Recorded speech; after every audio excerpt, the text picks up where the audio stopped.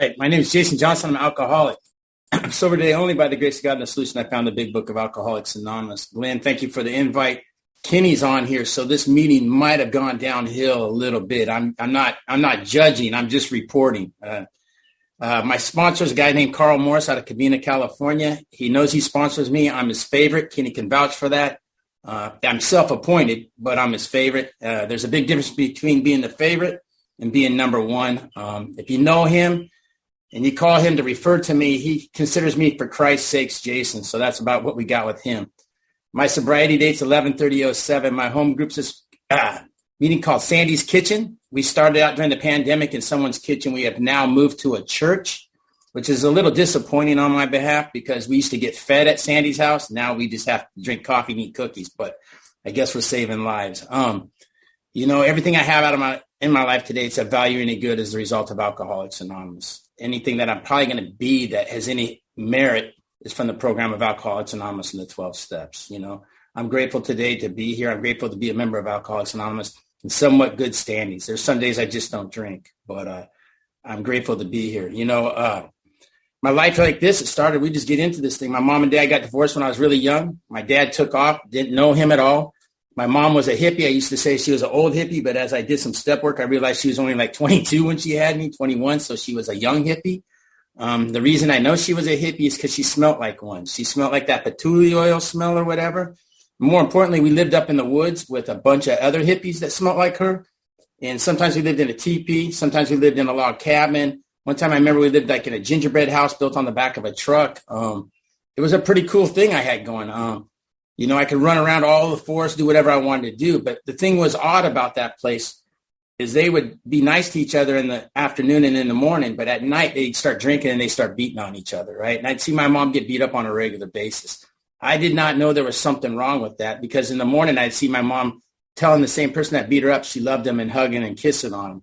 So I didn't know that was incorrect. I knew there was a bad feeling in there, and I knew as a little kid when that tension started coming about how either to try to de-escalate it or hide, right? It was some of the skills I learned up there. I just didn't know that was wrong. And that's how my life was until we moved into town. When I started going to kindergarten, my mom moved into town. And when she moved to town, we lived in a house that was I guess you'd call it a party house, right? It was one of those houses at 2:00 in the morning, there might be 25 people there, or at 2:00 in the morning, there might not be anybody there, right? And as a little kid, I learned how to survive on my own, right? I learned how to make macaroni and cheese on the stove. I learned how to make popcorn on the stove. I learned how to take my own bath. I learned how, when it got dark outside, to pull all the blinds down, turn all the lights on, and turn the TV up really loud. So if somebody came to break in, they'd think there was a party there and they'd go to the neighbor's house. I didn't know there was any Leave It to Beaver. I didn't know people ate dinner together. I didn't know parents stayed at home during after the evening or whatever. That was just how it was for me. And I was okay with that. It's just the way it was. And I remember I was getting ready to go into the first grade. And my life took a big change. It was a Sunday night. It was the night before school was going to start. And I was at home watching Happy Days on TV. And all of a sudden the phone starts ringing. And like today's day, it didn't go to voicemail or it didn't say call ID. It rings until they give up, right? Or you answer, right? And it rang all the way to a commercial. And so I'm like really frustrated. So I answer it, and it's my grandma. And I don't know if there's any grandmas in here, but some of you grandmas are way, way too enthused of what your grandkids are doing for a living, right? So my grandma started asking me questions like, are you excited to go to school? No. Do you have your clothes laid out? Not really. Have you taken a bath? No. Have you eaten dinner? No. I didn't want to go to school, for God's sake. And so she's just asking all these questions, but I could see that my TV show came back on. I said, Grandma, I got to go. My show's back on. And she said, sweetie, let me talk to your mom. I said, my mom's not here. She's down at the tavern. The phone number is 282-4440. If you call, a guy named Floyd's going to answer the phone. Ask for Darla. He's going to take a couple minutes. She's going to come back to the phone and tell you she's having one more pitcher of beer and she'll be home. And there was like a long pause, which was maybe like 5 seconds. And I'd say, Grandma, I got to go. And she said, sweetie, give me that number again. I gave it to her. She said, when your show's over, I want you to go to bed. And when you get up to go to school in the morning, I want you to listen to what the teacher says and be nice to the other kids. And I'm like, great. So I hung up the phone, and now I'm eating popcorn. I'm watching Laverne and Shirley, and all of a sudden I hear a knock at the door. And when I heard this knock at the door, I kind of panicked. And then they beat on the door, and I just got scared and hid underneath the coffee table. And all of a sudden they started knocking on the window, and I knew for sure I was dead, right? I just had that feeling that I was done. And all of a sudden I hear this, Jason, open the door. It's Grandma. And man, just like that, I got relief, right? And I ran to that door and I opened up. My grandma was standing there and she looked like she was crying. She looked like she just didn't look like grandma always looks, right? She just had this presence like something was different. And she said, "Sweetie, get your stuff. You're coming to live at my house." That's like hitting the lottery, right? There's Rice Krispie treats. There's homemade popsicles. There's cookies. There's sheets on the bed. The sheets match the pillow. But most importantly, there's somebody there all the time. So it wasn't a hard sell for a guy like me. So I ran, got my stuff, jumped in her car. We get to her house, and I'm running up the stairs, and I'm cutting through the front room to go to the kitchen because there's Rice Krispie treats for sure. And as I'm running through the front room, I hear this, "Hey," and I turn around. It's my grandpa. He's like, "What are you doing here?" I said, "Man, I live here now," right? And I didn't know my grandma didn't run it by him, right? I didn't know that she didn't even ask him. I found out later she just went and got me, right? But I remember exactly what he did. He looked at me and said, "Yeah, you do, buddy. Come here." And he gave me a hug, and I sat on that man's lap every night and fell asleep for the next 3 or 4 years because he made me feel safe, right? And look, I wasn't an easy kid. I was that kind of kid that, my grandma would drop me off at Sunday school, and she'd say he has an enthusiasm for life, and she would just push me in the room and walk off. My grandpa, on the other hand, he'd either say he's either in trouble, planning on getting in trouble, or trying to talk his way out of trouble when he dropped me off somewhere.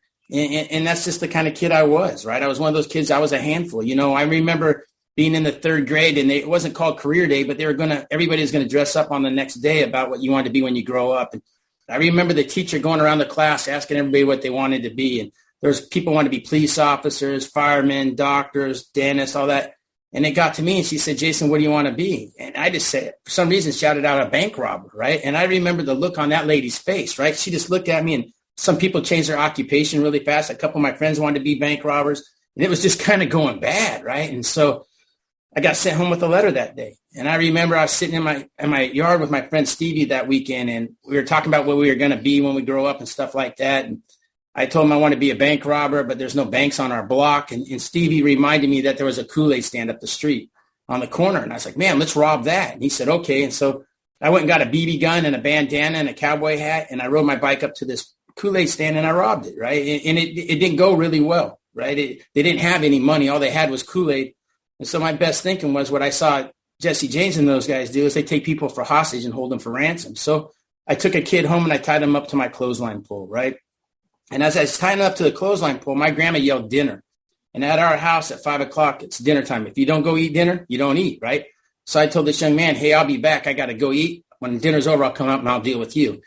So I put my BB gun and my bandana and my cowboy hat down, and I went in the house and I'm eating, and everything's going great until the police officers showed up. And then when the police officers showed up, it just started going bad really fast. And then I remember being in the backyard with all my neighbors around, and my grandma's out there, and they're trying to get this young man untied from the clothesline pole, but the knots are pretty tight. And the next thing I know, my grandpa starts laughing really loud. And that made my grandma even more mad. She goes, "What's so funny?" He goes, "Man, you can't make this up." Right? And that made my grandma, that tipped her over the thing. And she said, "Get in that house, you're grounded for a month." And I was like, man, so I'm crying now, right? Because I had never been grounded to the house. And as I'm going in there, my grandpa said, "Hold on a second." He took my grandma behind the house because you don't argue in public. And he explained to her some things, and he came back out and he said, "Here's the deal. I didn't tie that young man up to the clothesline pole. There's no need to punish me by grounding you to the inside the house. You're grounded to the block." And right then, man, he became my best friend, right? He taught me that when you get in trouble, you have to share in a general way. You don't have to say everything. He just taught me how to do things and how to get out of certain situations, and I love that guy. But as I got older, he became a problem, right? Because he's just a good person, right? He's the kind of guy that if you dropped a quarter on the ground, he'd spend $1 to get it back to you. And as I got older, as I was getting in trouble, he was turning me in, right? He didn't have no etiquette, right? He just turned you in if you did something wrong. And so I grew away from that guy because I always thought he was out to get me. My grandma, on the other hand, I thought she felt sorry for me, and that she would only love me because she had no choice, right? And I remember for the longest time when somebody went on vacation, me and my aunts and uncles, they had to take me. If there was a baseball game, all my family showed up. And the reason I thought they were coming was because I thought my grandma made them do that. And so I remember being in the 6th grade, and we just got to middle school, and I hadn't seen a recess in 3 months. I've been in the office every day, and I just got kicked off the school bus for a month. And so I was getting ready to walk home. And as I was coming out of the school, my grandma was walking in, and she said to me, "Come on, sweetie, we need to go into this office." And we went in the office, which is no biggie to me because that happens a lot. But we go into this office, and there's a round table, and there's about 5 chairs on one side, and there's a teacher, a couple of my teachers, a coach, special needs and the principal and a couple of counselors like are on one side. And then there was 2 chairs where my grandma sat and I sat. And when we sat down and they proceeded to tell my grandma everything I'd done wrong in the last 3 months. And, man, they made me look bad, right? I'm just going to tell you that in a slim. I mean, they said I had no self-control, that I stole stuff, that I talked all the time, that I hit other kids. I mean, it was going bad. And my grandma is not like my grandpa. She's just sitting there listening, right? And she had that look of when she was at the front door, right, of just disgust. And when they got done, she said, "May I say something?" And they said, "Sure." She said, "I'm not going to deny Jason did any of those things. He lives at our house. He's a handful. But I need to tell you something. He's a good kid. There's a good person inside of there." And the reason I know this is every day on his way to school, he runs down to Mrs. Harrington's house and he throws a newspaper up on the front porch so she doesn't have to come down the stairs. And Shane, the young man who's simple-minded, every time I see him at the store or church on Sunday morning, the first thing he asks is, "Where's Jason?" Because nobody picks on him when Jason's around. And Jason always picks him first when they play sports. Nobody told Jason to do those things. He did them on his own. So I know there's a good person inside of there. I think it's our responsibility as adults to tap into that, not him to have to tap into us. And I didn't get kicked out of school. I didn't get put in another class or anything. I ended up having one of my best years of school, right? But I remember walking out of that hallway and looking at my grandma, and for the first time in my life, believing somebody loved me, right? That somebody had my back no matter what, man. And she became my best friend. And I followed her everywhere I went. That young man, Sean, that I tied up to the clothesline pole, ended up becoming one of my best friends. It was a summer night in Portland, and so we were going to sleep in the backyard. So we went over to Leif's house, and we're in the backyard setting our stuff up, and Leif's mom comes out and says, "Hey, we ordered you guys a pizza. There's $10 on the counter. When the pizza gets here, pay the pizza man and stay in the house. The adults are going to go bowling." And that's like another hitting the lottery thing, right? And the pizza guy came, and as the pizza came, my buddy Leif looked at me and he said, "Hey, pizza tastes better with beer." I had never drank beer before, but I said, "Yes, it does." And he ran downstairs and he came back up with a case of Lucky Lager beer. And we started drinking. I'm going to tell you, it wasn't one of those things where people say they drink and they have that feeling. Man, I plugged my nose and had to hang in there, right? It was nasty, right? But I knew right away that something's going to happen, right? And so I chugged a couple beers. They chugged a couple beers. We ate pizza, maybe had one more beer. And we're out in the backyard goofing around. And the next thing I know, I got food poisoning, right? Something was wrong with that pizza because, man, I started getting sick about 2 or 3 hours later. And I remember just hating it. I told these guys, "Hey, I got to go home. There was something wrong with that pizza." And so I rode my bike home, which was probably my first DUI. I go home and I go upstairs and I get to my house, up the stairs, and I get in the house and I tell my grandma I don't feel good. And she just looks at me like I'm an idiot, right? And I'm sick all night. And she didn't come and check on me. She didn't do anything that a grandma's supposed to do when you're sick. She just left me there to die. And the next morning, I finally had fallen asleep, and I wake up, and my grandpa's at the end of my bed yelling, "Get up. You got to go to work." I was like, "I don't really feel good, Grandpa." He said, "Get up. You're going to go to work." I said, "Man, I don't have a job." He said, "If you're going to drink like a big boy, you're going to work like a big boy. Now let's go." And man, I thought for sure he was mad, so I had to get up. But I thought for sure my grandma would save me, but she didn't. She handed me a warm egg salad sandwich and a thermos of warm milk and told me have a great day. And we went and we picked up Leif and Sean, and my grandpa took us to pick strawberries.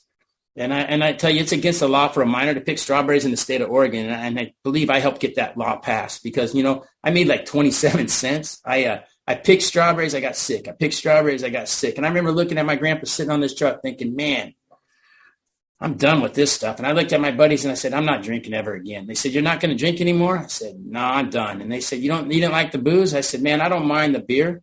I just don't want to work anymore, right? I'm done with this working stuff. I quit.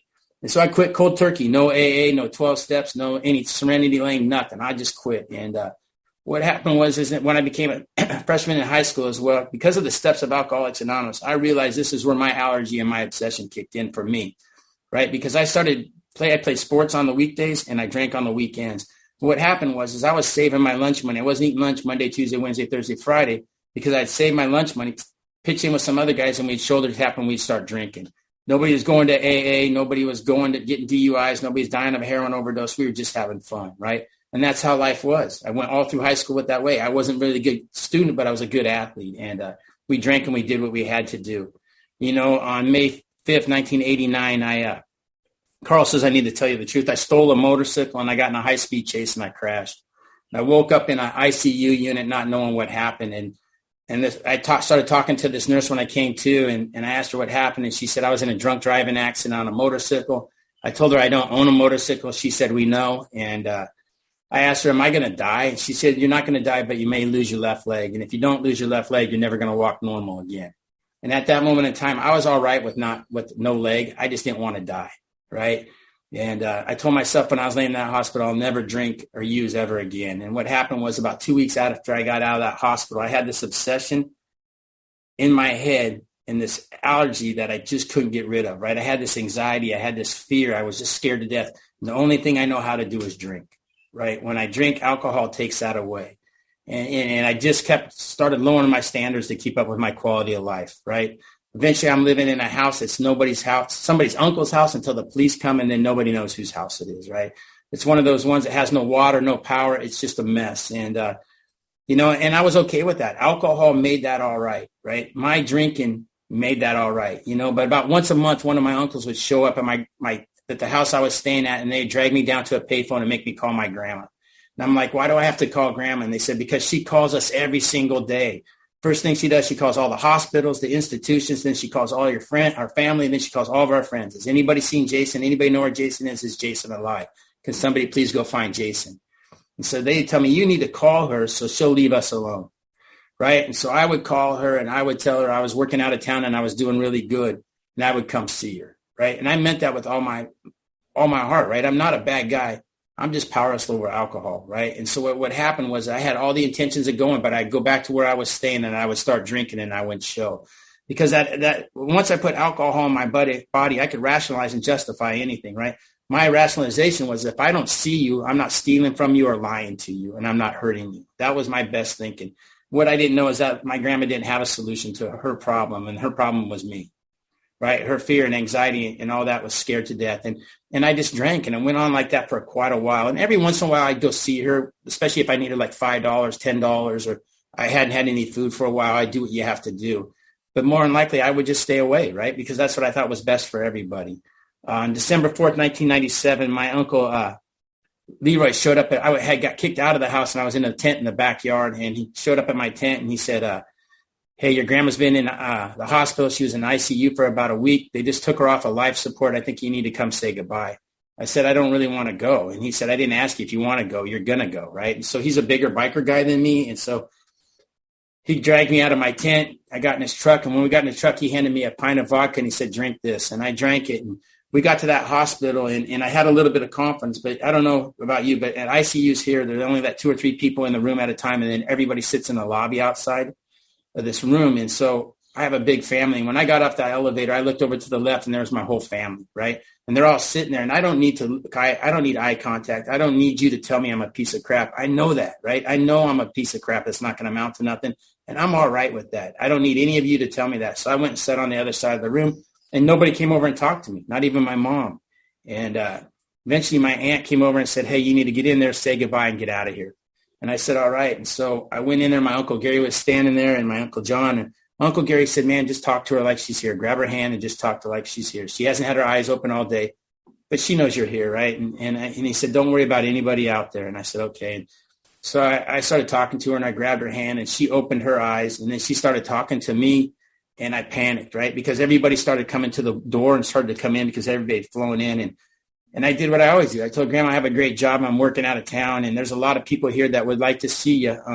I'm going to go home, and I'll come back tomorrow and visit with you, right? Because that's the best I have, right? I'm scared to death. And she told me, sweetie, I love you, and I'm praying for you. And I just started to walk away, and she told my Uncle Gary, he's a good kid. He's going to do something with his life. You watch. And I remember I had that feeling of just, I don't know. I don't even know how you explain it, that shame and that guilt and that just remorse, right? And I walked out of that room, and I thinking that lady's crazy. I went back, and I got to my tent, and I drank, right? And a couple of days later, my Uncle Dale showed up, and he told me my grandma had passed, and that his family would come pick me up the next day for the funeral. Maybe I could shower and I could sit with them. And I said, okay. The day he came for that funeral, I hid in a closet in that flop house with a bottle of Goldschlager and some Jägermeister, and I drank, and I didn't come out, right? Because I was too embarrassed, too scared, and too ashamed of what I had become. And I remember them knocking on the windows and knocking on the doors, telling me you're going to regret this for the rest of your life and stuff like that. And I just remember drinking, thinking, man, I'm a piece of crap, right? Because my thinking is, if I can't be there for your life, why would I be there now? And I didn't go, and the next 2 weeks were just miserable, right? I ran out of booze. I ran out of everything else I was putting in my body. And it was a Sunday morning, and here's where Alcoholics Anonymous and God got in a problem. For some reason, I called my Uncle Gary Collect and asked him if he was going to church. And he said, yes. I said, can I meet you there? And he said, sure. I knew my uncle was going to beat me up because he's only like 7 years older than me. And we're like brothers. We grew up in the same house. But I knew he was going to beat me up, but I didn't think he'd beat me up in church, right? So I get to church, and we're in the fifth row at this thing. And I don't know about you, but they start singing this song, How Great Thou Art, right? And I kind of got caught up in the moment. And all of a sudden they sing that damn song, Amazing Grace, right? Now I'm crying like a baby, and I look at my uncle, and I said, man, I think I have a drinking problem. And the whole church went quiet, right? My aunt said the song was over. I used to think it's because of what I said. And my uncle looked at me and says, you think? I said, I might have a drug problem, too, if it makes you feel better about yourself. And this is what I heard him say. Come to my house. We'll feed you. You can take a shower. We'll wash your clothes. I'll give you $20, and you can figure out what you're going to do with your life. That's what I heard him say, right? We go to his house. I shower. They wash my clothes. I come out of the shower, and there's a phone book on the counter. And he goes, you're going to go to treatment. I said, what's treatment? He goes, you're going to go to drug and alcohol treatment. I said, I don't know anything about that. He says, you start looking up hospitals in the phone book and call and tell me you need to go to treatment. And I thought, well, nobody's going to be open on a Sunday, for God's sake. So I opened it up, and the first one was this Adventist hospital. And I called it, and the lady answered, and I said, hey, my uncle thinks I have a drinking problem. She said, great. She passed me over to another person. I told this person, hey, my uncle thinks I have a drinking problem, maybe a drug problem too. And she said, could you be here tomorrow morning at 8 a.m. to do an assessment? I said, oh, yeah, absolutely. She said, okay. So I hung up the phone. I told my uncle, hey, I have this assessment thing in the morning. Maybe give me $20. I'll tell you how it went. And he said, no, you're going to stay the night here, man. And it just went bad, right? Because I had to sleep on it. He says it's a leather couch. To this day, it's plastic, right? He has a little dog that licked me all night. The sheet fell off the couch right off the bat. So I'm stuck to this leather couch. I'm sweating all night. I'm sick from the inside out, and this damn dog's licking me all night, right? And the next morning I get up, my uncle says, man, you don't look too good. I was thinking, man, you wouldn't either if the dog licked you all night and you slept on a plastic couch. But I said, yeah, I just don't feel good. And he said, you need to take another shower. And I took a shower. And when I got out of the shower, he went to take a shower. And I remembered right then he had a liquor cabinet. I don't know why it took me so long to remember that. So I went to his liquor cabinet. I got a Coke can. I got some Bacardi 151, and I started drinking it. By the time he got out of that shower, I'm ready to go to treatment. I don't know what it is, but I'm in. We get to this, he gets out, we get in his car, and we're driving to the treatment center or the hospital, and I'm drinking my alcohol, and all of a sudden my uncle looks at me and says, man, I smell alcohol. I said, it's not me. I'm going to treatment, for God's sake. And so little did I know that's what we all say, right? And so I chugged it because I didn't want him to steal it from me. And we get to this hospital, and I made a big error, right? I went to the bathroom to hide my Coke can in the garbage. He went in and answered yes to a few questions. I went in, I answered yes to one question, and I'm in treatment just like that, right? And let me tell you, it's not good, right? Because at this treatment center, there's no caffeine, there's no sugar, and there's no women, right? And there's only 4 other guys. And I'm thinking, man, this is a bad deal. I didn't know you could just leave. I thought treatment was like prison, right? So the next 2 days, all I did was focus on the exit sign, the elevator, and how the shift changes went. Because I'm out of here, man. As soon as I can figure out how to get off this floor, I'm bailing this treatment center, right? But all of a sudden, I started hearing these guys talking, and they were talking about Alcoholics Anonymous and AA. And I said, what's A and A? And they said, well, this is exactly what they told me, right? They said there's caffeine, there's sugar, and there's women. I'm like, sweet, how do we get there? And they said, a van's going to pick us up. Even better, I can escape from there in a whole new neighborhood, right? And so this van comes and it picks us up. And I need to tell you, about 3 years before this all went down, my dad had called my mom out of the blue to pay back all the back child support he owed, right? And I went to this bank to get my half of the money, which Carl made me pay back. And because I don't know why. I guess it's my mom's money. It wasn't my money, but that's a whole nother story. I don't have a resentment or anything about it. But I had to pay her back, right? But I went to this bank to get my half of the money. I seen this guy for like 3 or 4 minutes. I don't need a dad, right? I'm already a train wreck.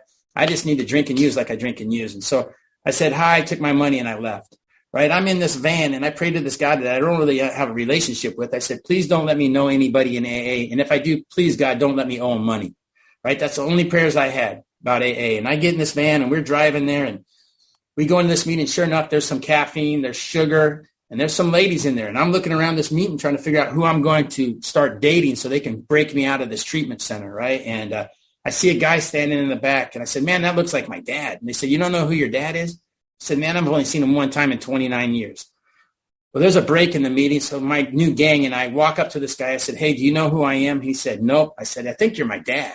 And he said, Jason? I said, yeah. And I met my dad at my very first meeting of Alcoholics Anonymous. And he hugged me, and he told me he loved me, right? He was doing a 9th step when he came to make that amends. I didn't know anything about Alcoholics Anonymous. I didn't know anything about anything. All I know today is, look, when I was a little kid, my grandma used to tell me all the time, God either says yes, not right now, or I have something better. I thought that was the stupidest thing I ever heard. She always told it to me when I didn't get my way, right? And because I remember being a little kid and coming home after school on a Fridays, getting a duffel bag of clothes and sitting on my grandparents' front porch waiting for my mom or my dad to come pick me up. And sometimes nobody ever came, right? My dad never came. My mom was hit and miss, right?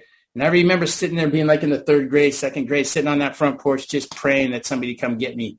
And when the street light came on my house, you had to go inside. The street light came on. I picked up my duffel bag and I went back in. I remember walking into the kitchen and telling my grandma, I'm not going to Sunday school anymore. And she said, why is that? And I said, that Jesus guy I've been praying to, he doesn't like me, because I've been praying to him every morning and every night that my mom or my dad would come pick me up for the weekend, and nobody showed. And so I'm done with that. And she looked at me. She said, sweetie, God either says yes, not right now, or I have something better. And I said, that's stupid. I'm not going. And she said, okay. And I went in. I told my grandpa, hey, I don't have to go to Sunday school anymore. And he started laughing. I crawled up on his lap and I told him, Grandpa, I don't want to sit on that front porch anymore. And he said, you don't have to sit on that front porch ever again if you don't want to. And right then I made a decision as a little kid. I don't need a God. I don't need a mom and a dad. I'm here to tell you, I got out of that treatment center. I'm at my grandparents' house, and it's a Friday night, and I'm sitting on that same front porch, right, waiting for members of Alcoholics Anonymous to come pick me up, take me to a meeting. And you know how AA is back in 97. We didn't all have cell phones. So they start honking like 2 blocks away to let everybody in the neighborhood know that you're going to AA, right? So they're honking. I'm embarrassed and I'm ashamed, but I run down there and I get in that car, and who's there to pick me up? It's my dad, to take me to my meetings at Alcoholics Anonymous, where I would go and meet a lady in this meeting. I would kiss her. She would get pregnant. Then she got a divorce, and then we got married. That's not the way to go if you're new here, but that's what I did, right? And now I have a daughter, and my life is good, and things have happened. But the whole idea is God had something better, right? If I would have met my dad any other time before that time I met him, I might not be here today, right? I have to trust the process. And when I got out of that treatment center, my dad started taking meetings. Man, I met Julie. We got pregnant. We got a house. I got a job. Things were going really good. I was going to one meeting a month. It was called SSAL, sit down, shut up, and listen. It was a speaker meeting. The only reason I was going to this meeting is because I was a raffle chair and I was stealing half the money, which I had to pay back. Yeah, you just got to watch what sponsor you get, right? And so, when you're only going to one meeting a month, you're not very healthy, right? And so it's a Saturday and my wife's on the committee and I don't want to go to the meeting because I don't know why. So I get in a fight with my wife because that's what you do. And I ask her for a divorce and she says no. I didn't know you could just say no. I thought you had to get attorneys and stuff like that.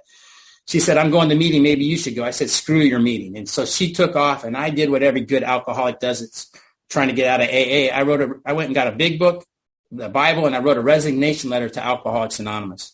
Right. And I put some quotes in there and I dated it and I signed it and I put it in an envelope.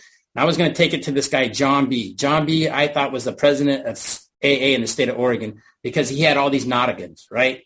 And a naughtigan to me is a sponsee, a pigeon, whatever you guys call them, right? I call them naughtigans because when you would go to a meeting where they were at, there would be 10 of those guys out front greeting, right? And you pull in the driveway and you're like, good God, not again, because they always want to shake your hand and hug you, right? Or you go into a meeting and they get called on. They talk about God, sponsorship, allergy of the body, recession of the mind. Just crap when you're new, you don't want to hear. So I'm just like, good God, not again. So I just called them all not agains because he had half the state, right? And so he was the chair of this big speaker meeting. It's like 600 people. I walk in there like I own everything. And I walk up and I hand him my letter in front of all these people. And he opens it up and he starts laughing, right? He's laughing like really loud. And all these naughtigans are coming up and they're passing my letter around and they're reading it and they're pointing and they're laughing at me, right? And I'm just sitting there sweating, right? It's not going really good. And all of a sudden he says, no. I go, what do you mean no? He says, I'm not going to allow you to leave Alcoholics Anonymous. And what accidentally came out of my mouth is, will you sponsor me? Shoot, he quit laughing just like that. He's like, are you willing to go to any length for victory over alcohol? I'm thinking in my head, I was just resigning with a letter from Alcoholics Anonymous. Whatever, yes. He says, here's what you're going to do. You're going to pray twice a day. You're going to get on your knees in the morning. You're going to say, please help, thank you, amen. And at night, you're going to get on your knees and you're just going to say thanks. God don't need to hear any more from you. I was like, all right. He said, you're going to call me every morning at this time. You're going to read 2 pages out of the big book for the rest of your sobriety. You're going to go to 5 meetings a week, 2 where I'm at, and you're not going to drink in between meetings. Can you do that? I was like, whew, whatever. I don't know about the 5 meetings a week, but all right, whatever. And I said yes to all those things. And, within 30 days, I was a knot again, right? I was standing at the front of the greeting line, and my job was to shake the ladies' hands and make them feel safe and hug the men. Very awkward, very unnecessary, very uncomfortable. So I'd shake the ladies' hands. I'd hug the men. If anybody asked me anything, I'd tell them I'm doing better every day in every way, right? Just stupid stuff, right? And so I started doing that. And, my life started getting better, and I started doing things, and my relationships started getting better. But at about 9 years of sobriety, I just couldn't stand you people. I knew exactly what Kenny was going to say. I knew exactly what Glenn was going to say. I go to meeting, and it's the same people sharing the same people's birthday every year on the same date. It was just stupid, right? So I'm sitting in the back of this meeting just judging and pissed off. And so I started taking unprincipled actions. And, Carl says I need to tell the truth. I started selling drugs sober, right? And it sounds like a great idea. If anybody has this idea, it worked great for me for about a year.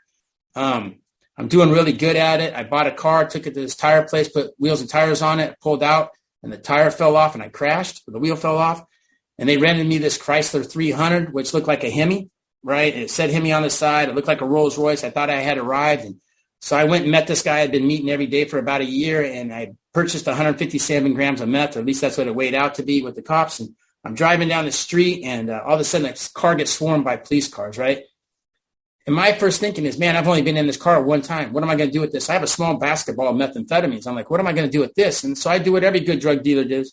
I'm going to put it under the front seat, and I'm going to tell them I was there when the car got delivered to me, right? So I have a valid driver's license, proof of insurance. I haven't had a drink or drug in 9 years. I'm a member of Alcoholics Anonymous, for God's sake.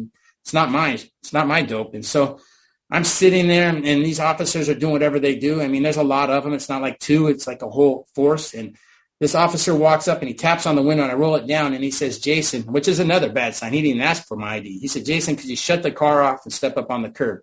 And I said, yes, I can do that. And so I shut the car off. I opened up the door to get out. And as I get out, I hear this, and I look down, and the seat's moving back all by itself, right? I've never had a car with a memory seat, right? And you can't yell do-over, and you can't yell time out. And you sure can't reach down and try to push your dope, underneath the seat anymore. So I'm just sitting there going, come on, man. And so I just remember thinking to myself, well, maybe they won't see it, right? And so I shut the door, and I go up on the curb, and they did. And I got charged with commercial delivery, commercial possession, racketeering, intimidation of a federal witness, and a gun charge with 9 years of sobriety, going to meetings of Alcoholics Anonymous, stealing a seat, right? And there's nothing more today that one of the things I'm most ashamed of is I went to Alcoholics Anonymous, and I took unprincipled actions, and I sat in the back, and I judged you for what you were doing trying to save your life. And I was living a lie. And, I ended up getting sentenced to 48 months in prison. My wife divorced me, which back then I thought was a bad call. Now that I've been sober for a while, again, I realized it was a great call on her behalf. She has remarried me. I think it's a great call. Alcoholics Anonymous in my area, I think it's a bad call, right? They're like, you had a way out. Why would you marry that guy again, right?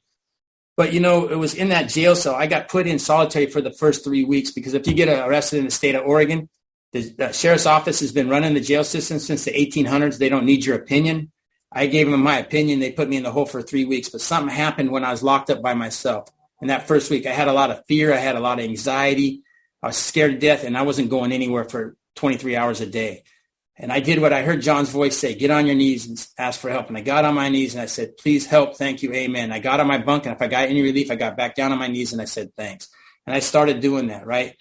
For the first time in my life, when I was locked up all by myself, was when I finally admitted to my innermost self, to me, right here in my heart, that I'm an alcoholic.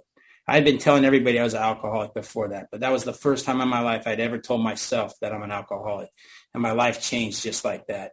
I got released for 3 months. I did 3 months and 27 days. Some judges in the program of Alcoholics Anonymous in my area signed some papers to suspend my sentence. I had to serve it in the state of Oregon, and I had to do 3 years of parole. And I remember getting out, and all I had to do is get sober and get a job. And I've been an active member of Alcoholics Anonymous in good standing since that day.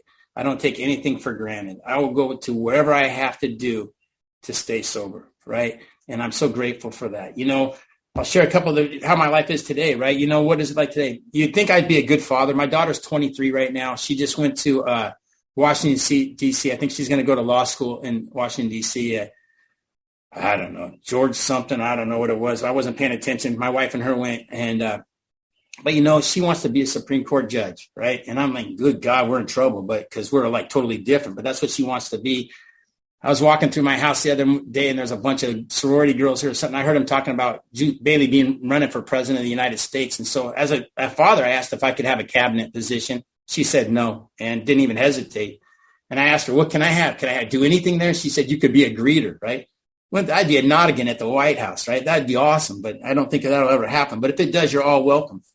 And I'd like to say my relationship, like my wife and daughter, are like that all the time. But this is a typical thing. I remember when my daughter was 17 years old, my wife came to me and said, hey, we're going to go on vacation. I said, sweet. Where are we going? They said, Canada. I said, I can't go to Canada. They said, we know. And they left, right? They just got in the car and took off. And I'm like, man, can you just do that? So I'm dog sitting my own dogs, and they left, and they go to Canada. They're gone for like 10 days. And when they get back, my wife comes in the kitchen, and my daughter goes straight to her room. My wife says, hey, I need to talk to you. I said, okay. She goes, I need to talk to you, and you can't overreact, and you got to be serious. I said, all right. So I think that maybe she's leaving me. Maybe she wrecked the car. Maybe she spent too much money. Maybe she bought a house. I don't know. I have all these thoughts in my mind, what she's going to talk to me about. And this is what she told me. She said, hey, when Bailey and I were in Canada, Bailey got a tattoo. I wasn't expecting that. And man, I lost it. I had flash. I saw tramp stamps. I saw stripper poles. I saw Aerosmith videos. I'm telling you what, I lost it, right? And because my daughter's 17, I told my wife, it's against the law to get a minor a tattoo. You're going to prison. We're getting divorced. I got to figure out how to get that tattoo off my daughter's back, man. And look, I've been locked up. I got tats. I got to sleep, right? I have nothing to say. But when it's your 17-year-old daughter, somebody's going to hell, and I'm going to help them get there, right? And my wife's just looking at me like I'm an idiot. So I go upstairs and I yell at my daughter, and I tell her what I think about her tattoo and what she's going to do with her tattoo and what she might become. And she's just sitting there crying. And so I go downstairs, and my wife told me told me to go for a drive. But this is what I did. I got in my car, and I do what every good AA member does. I called Al-Anon, right? Because, man, if you need to get an AA arrested, a divorce, or put them in jail and maybe get a tattoo, right? You call Al-Anon. They should know how to do it, right? And so I call this Al-Anon I love and adore, and I'm telling her what's going on and explaining it to her. And here's the problem with Alcoholics Anonymous and Al-Anon. Alcoholics Anonymous, I tell Glenn a problem. He gives me the solution before I'm even done explaining the problem. Al-Anons, I don't know what they do. They write it down. They listen to it. They repeat it. They study it. They call somebody. I don't know what the hell they do. But it takes them a long time to get you the answer, right? And finally, she says, you know what I heard? And I said, well, I hope you heard what I told you. I said, what did you hear? She said, man, you just told your daughter she's not beautiful, and any decisions she makes are not going to be to your standards. And then she laid out a whole bunch of other stuff, right? I'm like, man, I didn't mean that. I mean, she made me look bad too. And I was like, well, I didn't mean that. She goes, I know you didn't mean that, Jason, but you need to go back and make it right. I go, okay. And I could hear her husband in the background yelling, you better invite God to go with you. So I'm driving down the road going like this to my speakerphone, right? Because I don't need any AA help. And I get to my driveway and I sit there for a while and I invite God to go with me. And I go in that house and I told my wife I overreacted, and she said, you did. Right. And so I go upstairs. My daughter's still sitting there crying. I looked at her. I said, man, I'm an idiot. Right. I'm sorry. Man. And I told her, you're the best thing that's ever happened to me. I don't care what you love, what you believe. I don't care what you do with your body. I don't care anything. You just need to know that I love you no matter what.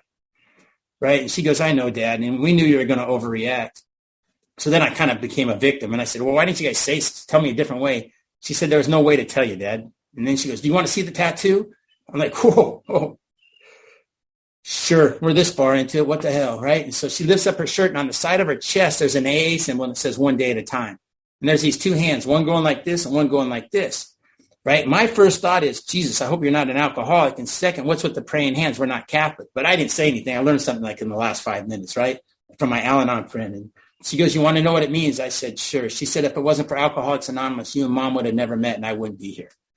The hand going like this is Mom's hand because she's always making the coffee and serving the cookies at the meeting. The hand going like this is yours, Dad, because you're always welcoming people to Alcoholics Anonymous and give them a hand up. So now I'm crying, right? Paulie Pistol told me at that Rule 62, that was God kicking me in the nuts, right? So I avoid that lady like the plague. But that's the program of Alcoholics Anonymous. I can be an idiot. I can be a good father. I can make mistakes, and I can go make that right. You guys have allowed me to do that. You know, I have a few minutes here. You know, I had to make amends to my grandparents, and my grandpa was alive. My grandma was dead. And I did a lot of letters. I did a lot of stuff for my grandma. But I remember going to my grandpa, and I went into his house and I said, hey, Grandpa, I don't know if you know this or not, but, man, I borrowed a lot of money. I stole a lot of money. I stole a lot of things from you and Grandma. He goes, I know. I go, well, I don't know how much it is. He goes, I do. I go, what do you mean you do? He goes, yeah, I do. Hold on a second. He goes in my grandma's room, and he brings back out these spiral notebooks. My grandma had tracked everything from like 1977. Jason borrowed 25 cents. Jason picked up 10 apples. He has 25 cents credit. Jason mowed the lawn. He has 50 cents credit. All the to like 2000 or 1996 is the last one I saw. For quite a while, my grandma kept a record of everything I borrowed, everything I stole, every contract I read, every promise I wrote, everything. She's like the mob. I thought she was a good church lady. She's the mob, right? And I'm reading this thing, and I looked at my grandpa, and I'm like, there's like 6 or 7 of them. I said, I can't pay all this money back. He goes, oh, I know, right? And I go, what can I do to make it right? And he says, you just keep helping other people. I said, great. But as I'm looking through these books, there's a section in 1984 that says, Jason stole $5. Jason stole $5, like 10 in a row. So I asked my grandpa, how do you know I stole $5?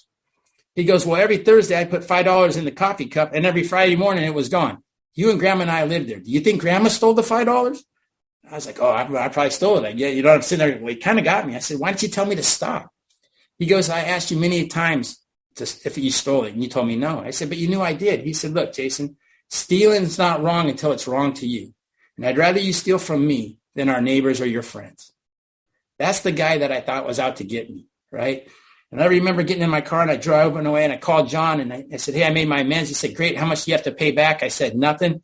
So I went back to my grandpa's house, and we started talking. And I told him I have to do something, and he didn't have cable TV. And so I asked him if I could buy cable TV for him. And I paid his cable TV till the day he died. And I remember a couple of weeks after he got cable TV, he called me and asked me if I have cable TV. I said, yes, Grandpa. We talked about ESPN being on 24 hours a day. We talked about Pawn Stars. We talked about the History Channel.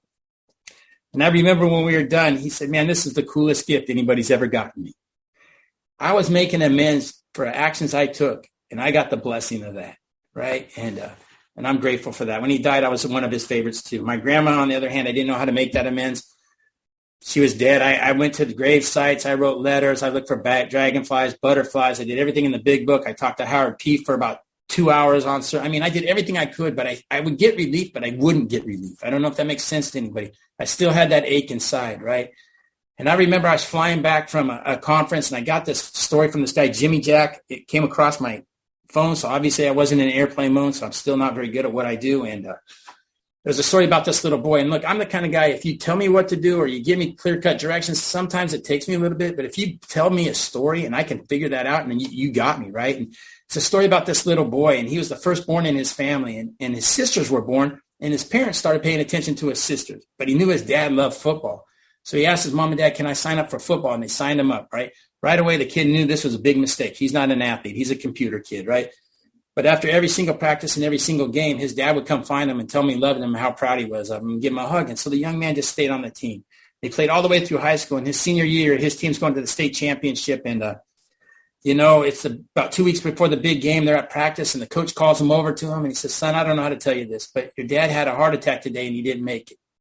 And the young man hit his knees, started crying, and he got back up, and he asked the coach, is it okay if I go home a little early today? And the coach said, this is just a game. Go home and take care of your family. Don't worry about this. And so the kid goes home, and the big game comes 2 weeks later, and he doesn't show up till about the third quarter, and his team's losing really bad. And he runs out kind of like a movie, and he asks the coach if he can play, and the coach is like, well, you're the worst player on the team, but we're losing. What the hell? Go in there. The kid intercepts the ball and runs it back for a touchdown. He makes these tackles. He makes some more tackles. He scores another touchdown. He ends up winning the game for him, right? And the coach is just can't figure out what just happened here, right? So that night, as the coach is leaving the locker room, he sees a young man sitting all by himself in the back. And he walks up to him and he says, man, take as long as you want. The young man says, thanks, coach. And the coach says, hey, I need to ask you something. He goes, I've been coaching you for a long time. I've seen you all your life. You're not really that good of an athlete. What happened out there tonight? He goes, that was a great game. And he said, coach, I don't know if you know this, but after every single game, my dad, even the games I lost the game for us, or you didn't play me and I sat on the bench, after every single game, my dad would come find me. He'd give me a hug and tell me he loved me and how proud he was of me. And the coach said, man, you had a great dad. And the young man says, thanks. And coach starts to walk away, and the young man says, coach, I don't know if you know this or not, but my dad was blind. And tonight was the first night he ever really got to see me play. And just like that, I got relief, because I know that every time I go to a meeting at Alcoholics Anonymous, and I say, my name's Jason Johnson, I'm an alcoholic, or I get to get a newcomer a coffee, or I get to take somebody on a 12-step call, or I get to do that. Every time I've done something like that, my grandma's got to see me participate. Everything I have in my life, it's a value or any good, as a result of you guys.